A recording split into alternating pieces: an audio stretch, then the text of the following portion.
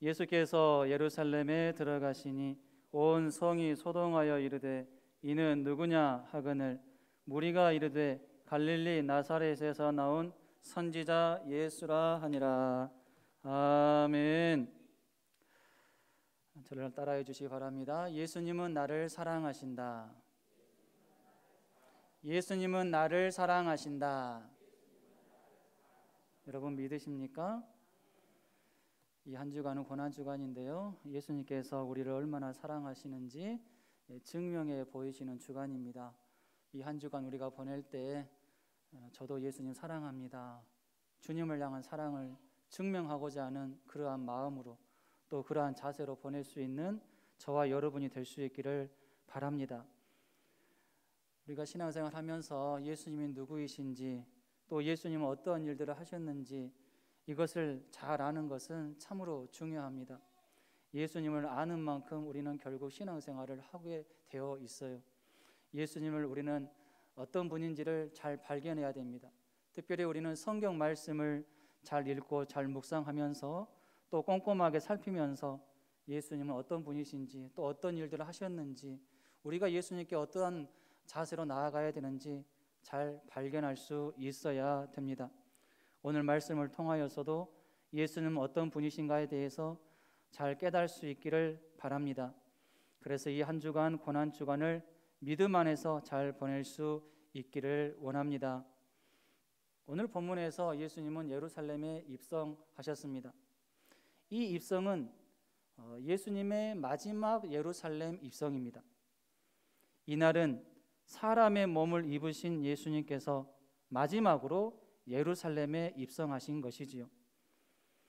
사람의 몸을 입으신 예수님께서는 마지막 사명을 이루시기 위해서 예루살렘에 입성하셨습니다.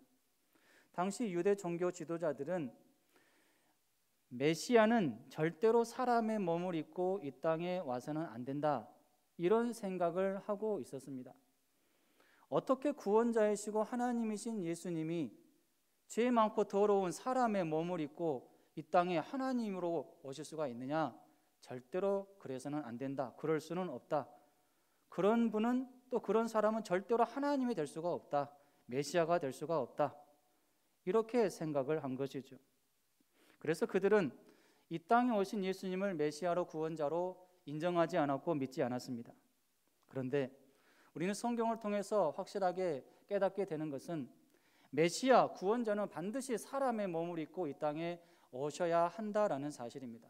왜 그럴까요? 우리가 잘 알듯이 예수님께서 사람의 죄를 대신해서 십자가에 못 박혀 반드시 죽으셔야 되기 때문에 사람의 몸을 입고 오셔야만 한 것입니다.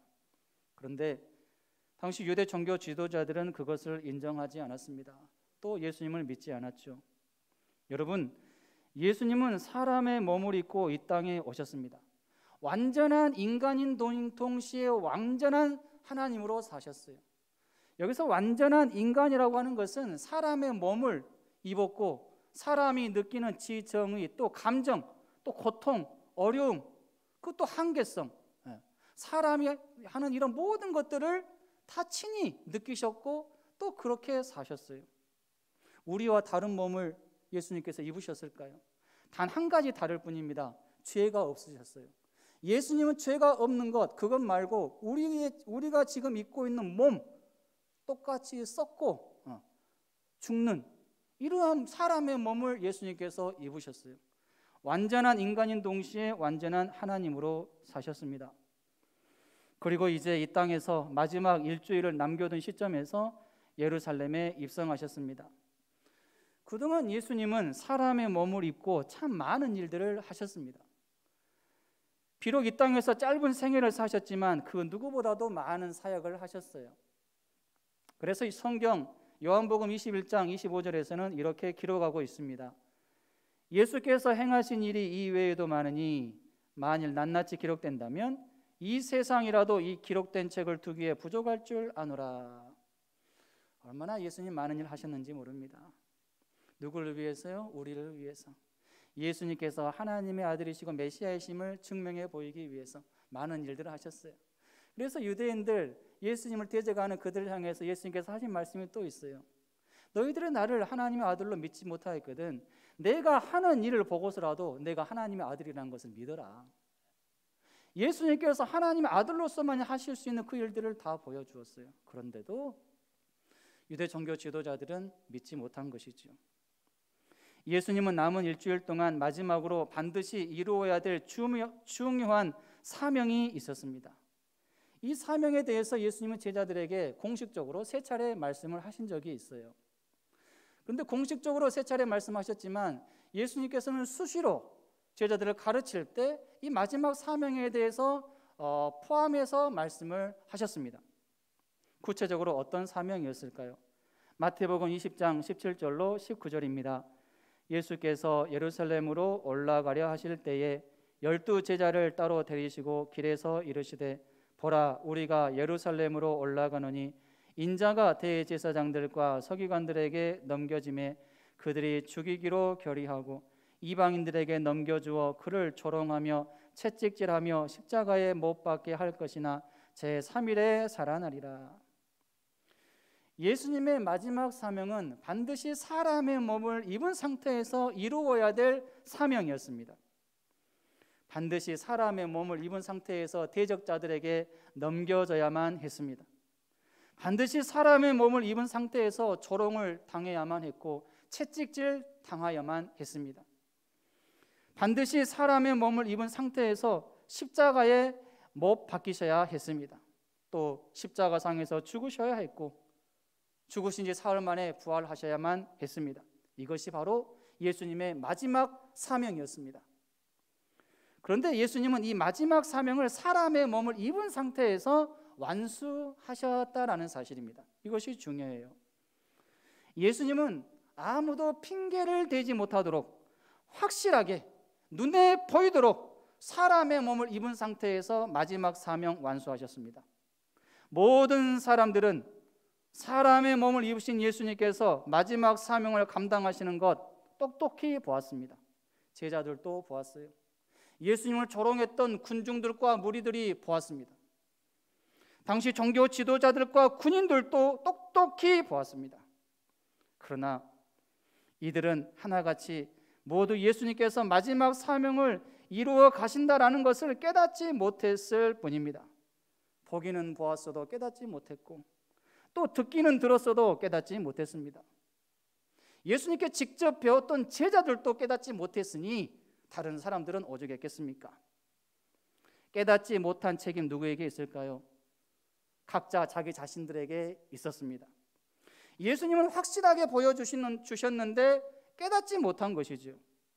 만약에 예수님이 마지막 사명을 이루어 가시는 것을 사전에 교육시키지 않고 가르쳐 주시지도 않았고 직접 몸으로 보여주시지 않았다라고 하면은 예수님이 잘못한 것이지요.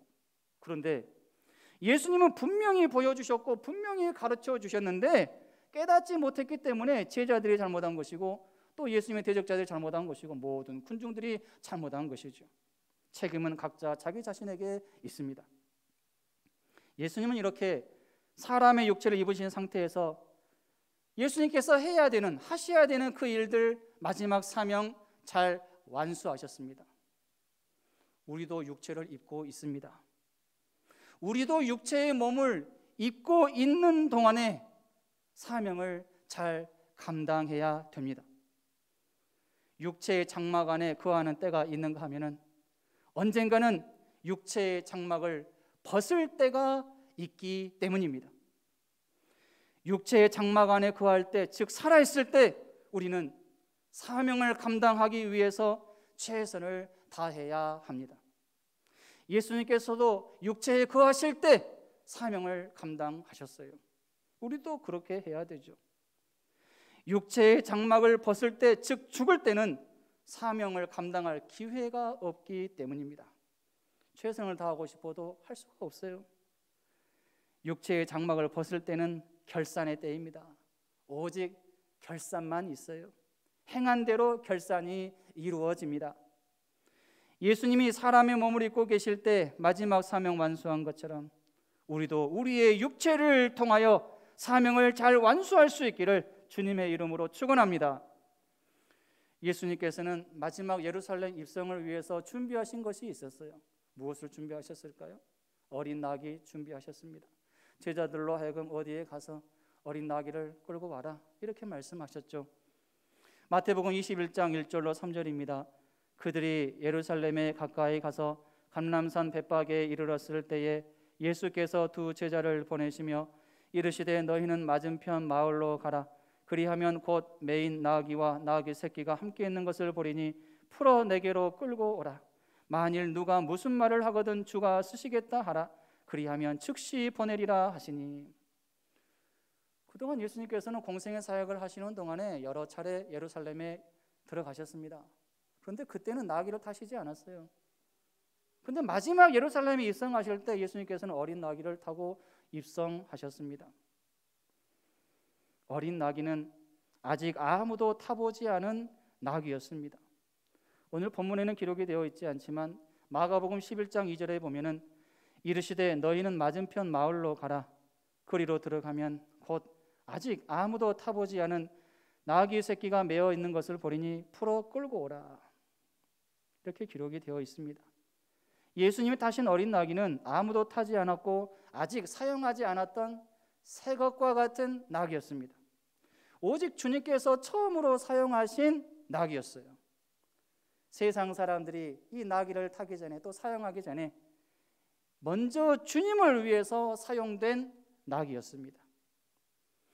어린 나귀는 익숙하지 않았을 거예요. 한 번도 사람 태워본 적이 없기 때문에 사람 태우는 것 익숙하지 않았고 많이 서툴렀을 것입니다. 예수님께서 이 어린 나귀를 타시면서 우리에게 주시고자 하는 교훈은 무엇일까요? 주님의 일을 하는 데 있어서 익숙하지 않아도 많이 서툴러도 많이 부족해도 주님의 일에 쓰임받을 수 있다. 그 교훈인 줄로 믿습니다. 잘 몰라도 익숙하지 않아도 서툴러도 주님의 일에 쓰임받을 수 있습니다. 한 번도 해보지 못한 일에도 쓰임받을 수 있어요. 주님의 일을 하는 데 있어서 저는 이 일을 안 해봐서 잘 못하겠습니다. 처음이라 못하겠습니다. 이렇게 말한다라고 하면은 어떻게 주님의 일을 할 수가 있겠습니까? 아무것도 못하죠. 나는 안 해봐서 또 처음이라 못하지만 주님께서 저와 함께 하시면 할 수 있는 줄로 믿습니다. 이러한 믿음의 고백으로 나아갈 때 주님께서 도와주시는 거죠. 할 수 있는 능력을 주시는 것입니다. 이러한 믿음의 고백으로 주님의 일들을 감당할 수 있기를 바랍니다. 나에게 맡겨진 어떤 일이 나에게 아직 익숙하지 않을 수 있습니다. 하지만 주님께서 나를 통해서 그 일을 하기를 원하신다라는 사실을 믿으시고 그 일을 할 수 있어야 됩니다. 사실 우리가 하는 일은 항상 새로움의 연속입니다. 익숙한 일이라고 생각하고 했는데 전혀 예상 밖의 어려움에 봉착할 때가 얼마나 많습니까? 또한 나에게 익숙한 일이라고 생각을 하고 했는데 그 익숙한 일을 하다가 오히려 실수할 때도 많은 거죠. 왜 그럴까요? 나에게 익숙한 일이다 보니까 나는 이거 잘할 수 있다. 익숙한 일이다. 누워서 떡 먹기다. 이런 식으로 교만하고 또 자만하면서 그 익숙한 일을 하다 보면 오히려 실수가 많이 일어난다라는 것입니다. 그런데 나에게 익숙하지 않은 일을 하는 사람은 어떨까요? 처음 해보는 일이기 때문에 더 긴장하겠죠. 더 신중하게 일을 합니다. 최선을 다하게 되죠. 그래도 실수하지 않기 위해서. 물론 그렇게 한다라고 해도 실수가 있겠죠. 그러나 그 실수는 용납이 될 수 있는 실수입니다. 익숙하지 않은 일인데도 그 일을 최선을 다해서 하려고 하는 그 모습이 너무나도 아름답기 때문에 실수가 있다 하더라도 그 실수는 용납될 수 있는 실수이다라는 거죠. 주님의 일도 마찬가지입니다. 익숙하지 않은 일이지만 그래도 이 일은 내가 해야 되는 일이기 때문에 주님께서 나를 통해서 하기를 원하시는 일이기 때문에 제가 그 일을 한번 해보겠습니다. 할 수 있도록 도와주시옵소서. 이러한 자세로 나아갈 때 물론 실수도 있고 부족한 모습도 있겠지만 예수님께서는 그러한 모습, 최선을 다하는 모습을 기쁘게 받아주신다라는 사실입니다. 비록 나에게 익숙하지 않은 일이지만 그 일이 주님의 일이고 주님이 기뻐하시는 일이라면 최선을 다해서 그 일을 감당하는 우리 모두가 될 수 있기를 바랍니다. 어린 나귀는 말 그대로 새끼 나귀예요. 새끼 나귀. 정말로 어린 새끼 나귀입니다. 그런데 예수님은 이 어린 나귀를 타셨고 사용하셨어요. 우리는 주님 앞에서 이처럼 어린 나귀와 같이 또 어린 자녀와 같습니다. 연약하고 어리석죠. 그런데 주님은 연약한 우리를 사용하시기를 원하십니다. 나중에 하면서 미루다 보면 일할 수 있는 기회 모두 놓쳐버립니다.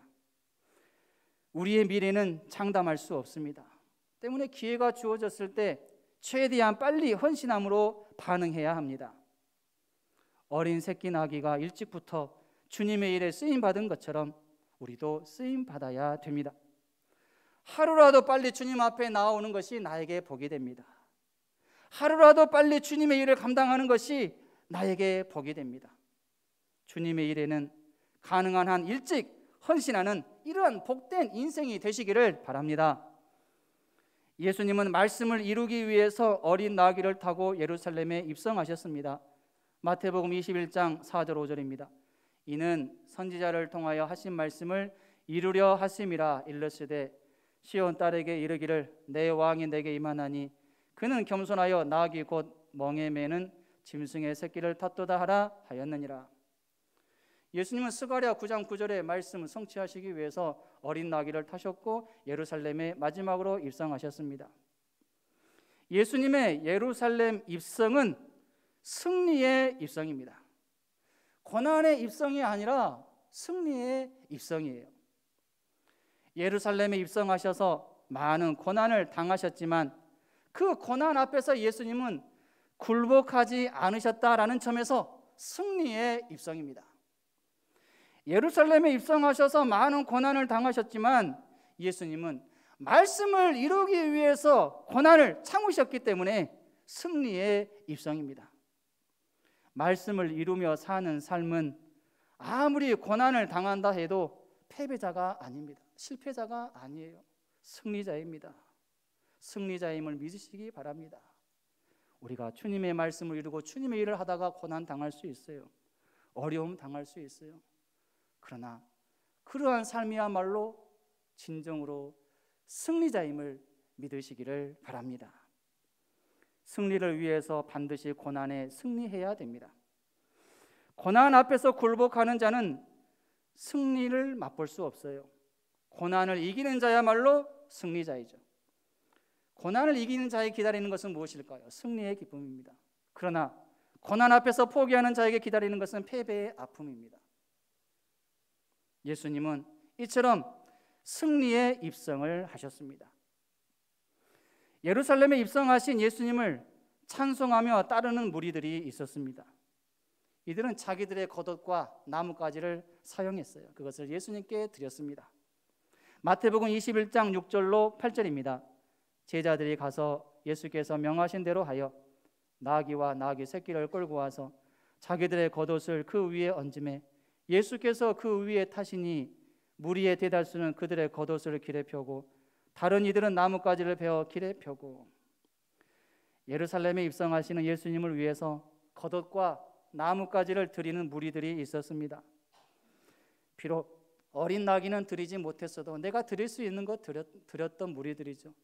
겉옷을 드리는 무리들이 있었고 또 나뭇가지를 꺾어서 예수님 걸어가시는 그 길에 깔았던 무리들도 있었어요. 종려나무를 들고 흔들었던 무리들도 있었습니다. 이들은 비록 작은 것이지만 내가 주님을 위해서 드릴 것이 무엇일까? 그것을 찾았고 또 그것을 드렸던 자들이죠. 사실 이 무리들에게는 그때 당시에 종교 지도자들에게 있었던 큰 권력 또 재산 없었습니다. 그러나 이들에게 있었던 것이 있었어요. 종교 지도자들에게는 없었던 것 이들에게는 있었습니다. 무엇일까요? 주님을 높이고자 하는 이러한 마음 이들에게 있었습니다. 종교 지도자들에게는 주님을 높이고자 하는 이러한 마음 없었어요. 그런데 이들에게는 자기의 겉옷을 드리고 나뭇가지를 꺾어서 깔고 또 찬송하고 입술을 열어서 찬송하고 이러한 마음을 우리 주님께서는 기쁘게 받으셨습니다. 우리에게 이러한 동일한 마음 있기를 원합니다. 내 마음을 드려야 되는 거예요. 마음을 드려야 되는 거예요. 마음 없이 드리는 것 주님께서 받지 않으신다라고 말씀하셨죠. 여러분, 다른 어떤 무엇보다도 우리 주님께서 우리를 통해서 받고자 하는 건 무엇입니까? 우리의 마음입니다. 우리의 마음을 항상 주님께 드리기에 힘쓰는 우리 모두가 될 수 있기를 바랍니다. 이들은 예수님을 찬송했어요. 마태복음 21장 9절입니다. 앞에서 가고 뒤에서 따르는 무리가 소리 높여 이르되 호산나 다윗의 자손이여 찬송하리로다. 주의 이름으로 오시는 이여 가장 높은 곳에서 호산나 하더라. 찬송했어요. 찬송했어요. 예루살렘에 입성하시는 예수님의 모습을 보면서 어린 나귀를 타고 오시는 그 예수님 보면서 찬송했어요. 물론 이들의 찬송은 나중에 예수님을 향한 조롱으로 바뀌기는 합니다. 예수님께서 십자가에 못 박혀 고난당하실 때 당신이 하나님의 아들이라면 십자가에서 내려와 보라. 예수님을 욕하고 또 비방하는 이러한 모습을 보이기는 합니다. 그런데 적어도 예루살렘에 입성하시는 그 순간에서만큼은 주님을 높이는 아름다운 찬송이었습니다. 이는 예루살렘에 입성하시는 예루살렘을 대하는 마땅한 자세였고 마땅한 반응이었습니다. 때문에 예수님은 이들의 찬송을 기쁘게 받으셨습니다. 예수님의 대적자들은 이들의 찬송을 못마땅하게 여겼지만 예수님은 기쁘게 받으셨어요. 이렇게 겉옷을 드리고 또 나뭇가지를 드리고 찬송하는 이러한 무리들이 있었던가 하면 또 다른 무리들도 오늘 본문에 나옵니다. 예루살렘에 입성하신 예수님을 가리켜서 이는 누구냐? 이는 누구냐라고 말하는 무리들도 있었던 것입니다.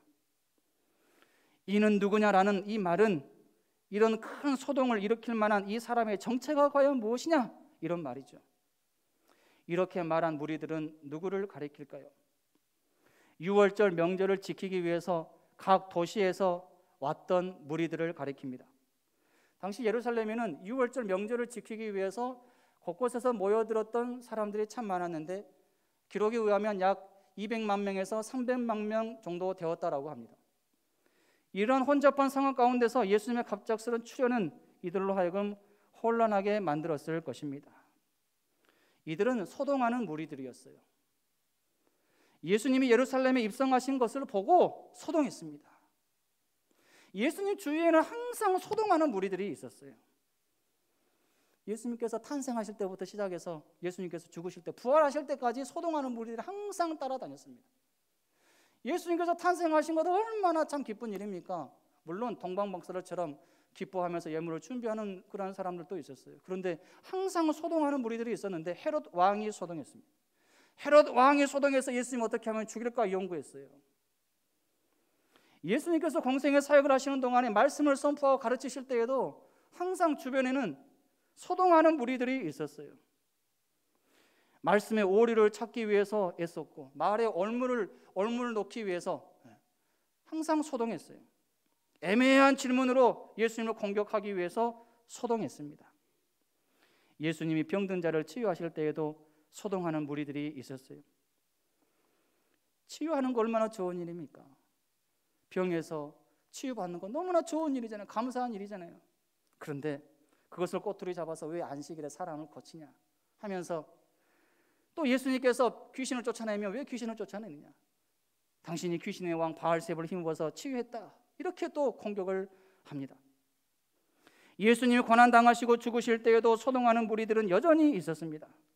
어떻게 하면 예수님을 확실하게 고난당하게 할까? 어떻게 하면 예수님을 확실하게 죽일 수 있을까? 연구하면서 소동했습니다. 예수님이 부활하실 때에도 소동하는 무리들이 있었습니다. 예수님이 진짜로 부활했다라는 이 소문이 퍼지면 또 그 말이 돌면 이제는 심각한 문제가 발생할 거라고 생각하면서 온갖 거짓말을 퍼뜨렸습니다. 예수님이 기절했다, 예수님이 돌을 굴려내서 나왔다, 온갖 말도 안 되는 이러한 거짓말을 퍼뜨린 거죠. 그러한 거짓말을 만들어내기 위해서 소동했습니다. 초대교회 때에도 마찬가지죠. 예수님 때에도 소동한 무리들이 있었는가 하면은 예수님이 죽으신 후에도 제자들이 시대 때에도 소동하는 무리들은 여전히 있었어요. 이 소동하는 무리들로 인해서 예수님의 제자들은 얼마나 많은 핍박당하고 또 순교했습니까? 초대교회 성도들도 많은 핍박을 받았습니다. 오늘날에도 소동하는 무리들은 여전히 있습니다. 이단의 세력이 이 무리에 속하고 안티 기독교 세력이 이 무리에 속합니다. 무신론자들이 이 무리에 속하죠. 이들은 어떻게 하면 교회와 성도들을 무너뜨릴까 온통 거기에 연구하고 거기에 몰두하는 무리들이다라고 할 수 있습니다. 앞으로도 소동하는 무리들은 계속 존재할 것입니다. 주님 재림하실 때가 가까이 오면 올수록 소동하는 무리들은 더 많아진다라고 성경은 우리에게 말씀하고 있습니다. 때문에 우리는 인내하는 훈련을 해야 되고 견디는 훈련을 해야 됩니다. 흔들리지 않는 훈련을 해야 됩니다. 어떻게 보면 코로나19 이 시대를 우리가 겪으면서 이 시대에 우리가 이러한 훈련을 하면 나중에 이 훈련이 우리에게 큰 도움이 된다라고 생각을 합니다. 흔들리지 마시기를 바랍니다. 앞으로 더 큰 소동하는 무리들이 우리를 괴롭히고 흔들 수 있기 때문에 그때를 대비해서 지금부터 우리가 열심히 준비하고 인내하고 믿음에 굳게 서는 우리 모두가 될 수 있기를 바랍니다. 이는 누구냐라고 말하는 무리는 예수님을 메시아 왕으로 인정하지 않은 무리들이었습니다. 마태복음 21장 11절입니다. 무리가 이르되 갈릴리 나사렛에서 나온 선지자 예수라 하니라. 이 무리는 종려나무 가지를 흔들며 예수님을 영접한 무리들이 아니었습니다. 이 무리는 예수님을 환호하고 영접하는 그 무리들 밖에 있었던 사람들이에요. 적당한 거리를 두고 있었던 사람입니다. 찬송하는 행렬 그 밖에 있었던 무리들이었죠. 이들은 예수님을 위해서 겉옷을 드리지 않았어요. 나뭇가지를 드리지 않았어요. 찬송하지도 않았습니다. 이 무리는 오직 예수님을 비웃었을 뿐입니다. 이들의 대답에는 결코 선지자가 나올 수 없는 천한 곳인 나사렛에서 예수가 나왔다라고 비아냥거리는 이러한 말만 했습니다. 그리고 이들의 대답 속에는 아무것도 모르는 백성들은 저 예수를 메시아로 받들고 있지만 실제로 예수는 메시아가 아니다라고 하는 강한 부정이 담겨져 있었습니다.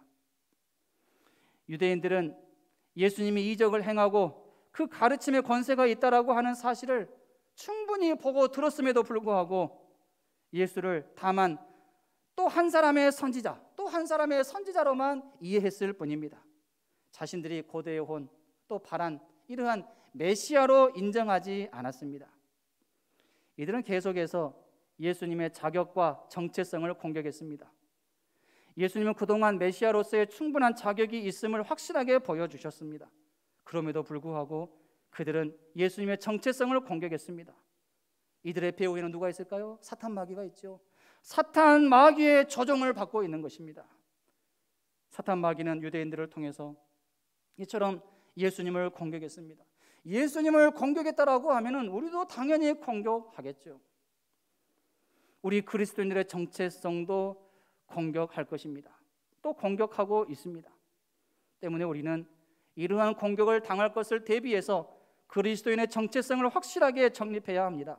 누가 나를 공격해도 누가 뭐라 해도 나는 예수님을 믿는다. 나는 예수님을 믿는 그리스도인이다 라고 확실하게 말할 수 있고 확실하게 고백할 수 있는 이러한 정체성이 확립되어져야 합니다. 그리고 그리스도인의 정체성에 걸맞는 말과 행동을 해야 합니다. 그렇지 않으면 우리는 저들의 공격에 넘어질 수밖에 없을 것입니다. 이제 말씀을 정리합니다. 어떤 무리에 속하는가는 참으로 중요한 문제입니다. 오직 우리는 예수님을 높이고 예수님을 따르는 이러한 무리에 속해야 하겠습니다. 절대로 예수님을 공격하고 비난하는 이러한 무리에 속해서는 안 됩니다. 예수님을 제대로 알지 못하면 예수님을 비난하는 무리들처럼 이는 누구냐라는 말과 행동을 하게 되어 있습니다. 하지만 예수님을 제대로 알게 되면 예수님을 높이고 찬양하며 따르는 무리들처럼 호산나 다윗의 자손이여 찬송하리로다, 이러한 말과 이러한 행동을 하게 될 줄로 믿습니다. 오직 우리의 말과 행동은 주님을 높이는 말과 행동할 수 있기를 원합니다. 이러한 자세로 이 한 주간을 아름답게 보내는 저와 여러분이 될 수 있기를 주님의 이름으로 축원합니다.